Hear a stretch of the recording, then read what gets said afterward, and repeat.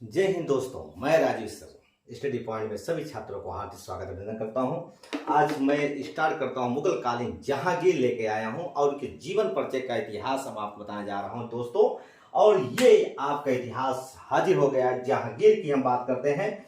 देखा जाए तो जहां तक सवाल ये होता है कि जैसे जहांगीर गद्दी पर बैठता है उसके पहले ही राजनीतिक उठक पुठक चालू हो जाती है दोस्त। अब देखता हूं सबसे बड़ी बात क्या होती है कि देखा जाए तो जहांगीर पहले से ही नशा डरम का डरम डकार देता है।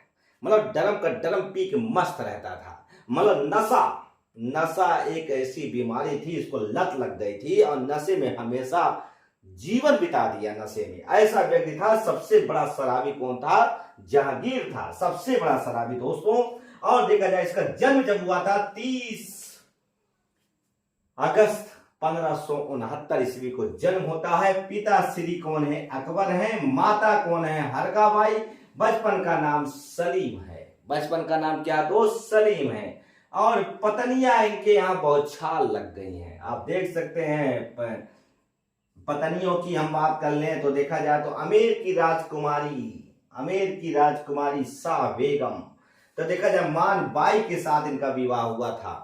अब आप समझ सकते हैं अकबर भी हम देखा जाए तो इन्होंने भी शादी किया था एक, देखा जाए तो राजपूतों के साथ। ये भी इन्होंने आमेर की राजकुमारी शाह बेमान बाई के साथ इनका विवाह हुआ था और शाह बेगम की उपाधि धारण किए थे। इसी से उत्पन्न कौन सा पुत्र है? खुसरो है दोस्त। और सबसे बड़े देखा जाए तो और बात कर लूं देखिए मारवाड़ के राजा उदय सिंह की पुत्री जोधाबाई, और इसको कहते हैं जगत गोसाई। और ये उपाधियां पाए थे मलिका ए जहान की उपाधियां पाए थे। और इसी से उत्पन्न पुत्र कौन था भैया? शाहजहां खुर्रम। नाम सुने होंगे आप, नाम से वाकिफ हैं। तो ऐसा देखा जाए तो जहां तक सवाल ये होता है कि अकबर की कोई संतान नहीं थी। और कुल मिलाकर देखा जाए संतान नहीं हुई थी उस समय। कुल मिलाकर एक शेख सलीम चिश्ती थे, उनके दरगाह में गए और वहां पर जाते हैं, प्रार्थना यातना करते हैं और उन्होंने आशीर्वाद दे दिया कि तेरे पुत्र होंगे। 100% है, मेरा दावा है पुत्र होगा। और कुछ समय बाद उनका आशीर्वाद लग गया और कुछ समय बाद उनका एक पुत्र हो जाता है। और जो पुत्र का नाम होता है खुसरो होता है। और देखा जाए तो यही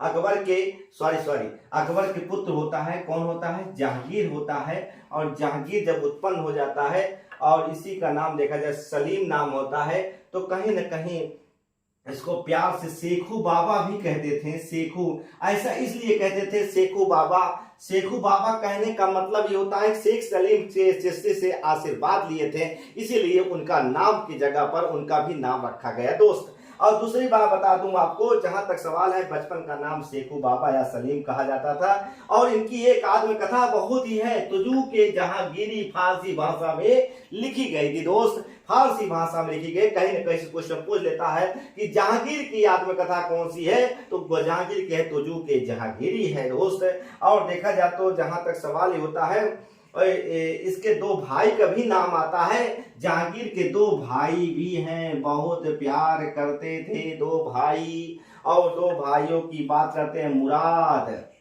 मुराद है और देखा जाए तो एक मुराद है, दीनयाल है। दीनयाल ये दोनों से बहुत जमती थी। ये भाई लगभग जहांगीर दोनों भाइयों से बहुत मोहब्बत करता था, प्यार करता था। और जाते हैं और मगर ये दोनों इतना शराबी थे, शराब इन्हों का नंबर काट दिया था। समझे? अपने भाई का भी नंबर काट कर ये शराब पी रहा था। और देखा जाए तो जहां तक सवाल ही होता है कि कुल मिलाकर देखा जाए अपने मतलब देखे दोनों में भाइयों में काफी था। और 1599 ईस्वी में इसकी क्या हो जाती है? मृत्यु हो जाती है। बड़े भाई देखो एक भाई की मृत्यु हो जाती है, मुराद की मृत्यु हो जाती है दोस्त। जब मुराद की मृत्यु हो जाती है तो उस समय देखा इसी समय एक देखा पुर्तगालियों का भी आगमन हो जाता है। और उस समय मेल मिलाप ज्यादा बढ़ जाता है जहांगीर से। और जब मेल मिलाप किससे बढ़ जाता है? जहांगीर से मेल मिलाप हो जाता है, पुर्तगालियों के बीच हो जाता है।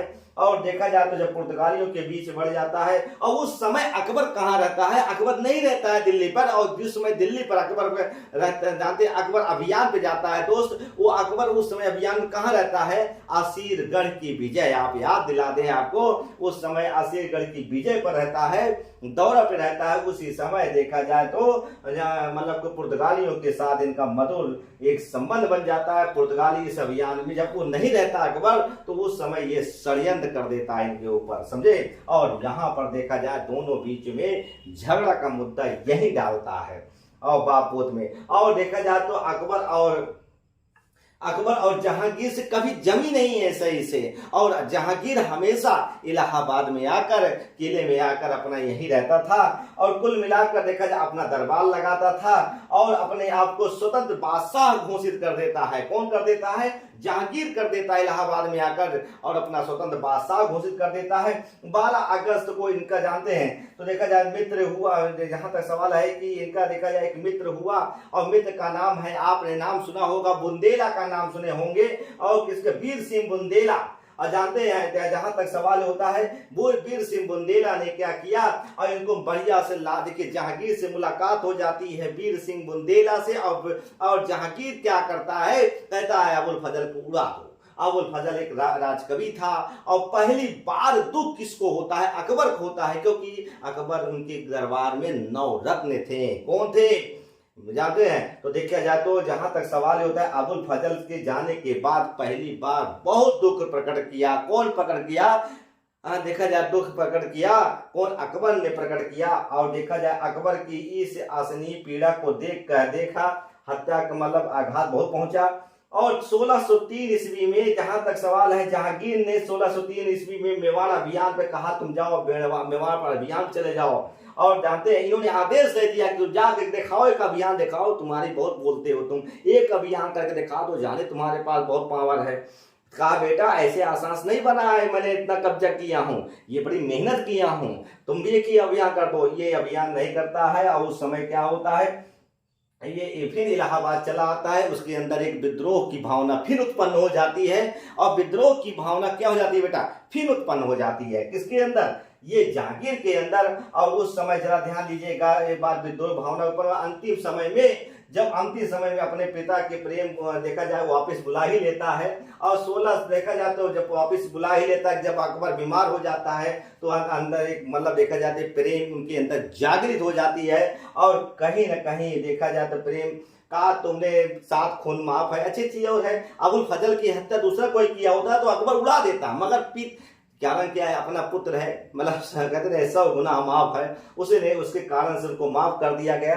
और इलाहाबाद चला आता है, जब इसको खबर मिलती है कि मेरे पिता 1603 ईस्वी 4 ईस्वी में बीमार हो गए, 3 ईस्वी में बाद, और उससे जब बीमार हो जाते हैं तो वो वापस चला आता है, कहता है पिताजी जो गलती हुई है वो माफ कर दीजिए। पिता कहीं ना कहीं अपने पुत्र के प्रति वो माफ कर देता है। अंत समय में उसकी जब मृत्यु हो जाती है, 3 नवंबर 1605 ईस्वी में अपना राज्याभिषेक जहांगीर ने आगरा के किले में करवा लेता और बादशाह घोषित हो जाता है दोस्त। और देखा जाए तो बादशाह घोषित हो जाता है। और जहांगीर की बात करते ने देखा, जहांगीर शासक बनते ही 12 घोषणाएं करता है, प्रकाशित करवा देता, आईने अकबरी में कहा गया है।